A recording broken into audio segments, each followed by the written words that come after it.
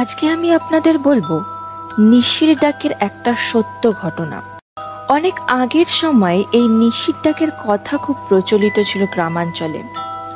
শোনা যায় নিশি নাকি খুব শক্তিশালী একটা প্রেতাত্মা।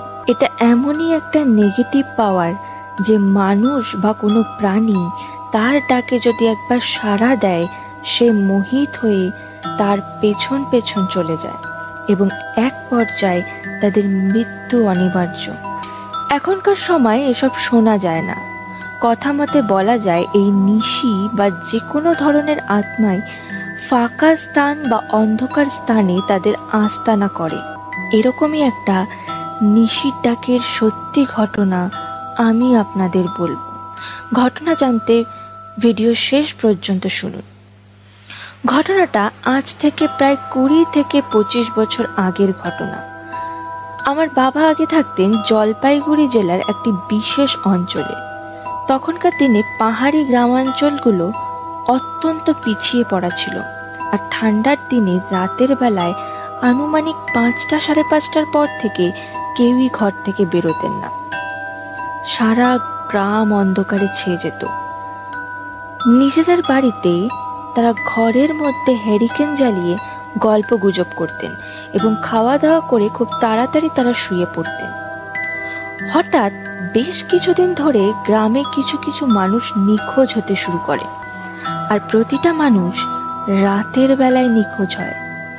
এই জন্য গ্রামের কড়া পাহারা দেওয়ার জন্য গ্রামের যুবকদের এক দলবদ্ধ ভেবে পাহারা দেওয়ার জন্য অনুমতি দেওয়া হয়।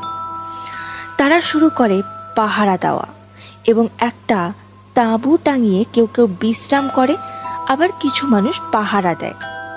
বলে রাখি, তারা প্রথম থেকেই নিশির ব্যাপারে যথেষ্ট সচেতন ছিল যে নিশি ঠিক কেমন হতে পারে এবং তাদের ব্যবহার বা আচরণ কেমন হয় এবং নিশির ফাঁদও কেমন হতে পারে, এই সম্পর্কে তারা যথেষ্ট সচেতন ছিল।